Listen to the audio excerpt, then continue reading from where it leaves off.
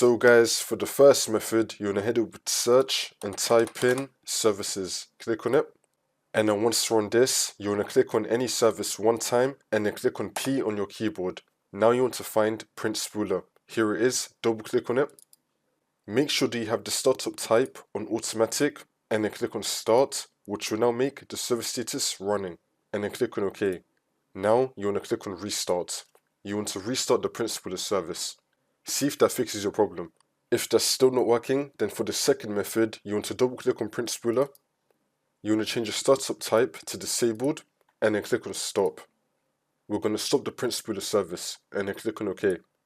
Now after you do that, you want to keep services open, but now we're going to head over to search and type in File Explorer. Click on it. And now once you're on this, we're going to scroll down and then click on this PC. Now you want to find your Windows drive. It's going to have the Windows logo on it. Double click on it and then click on Windows. Now we're going to scroll down till we find System32.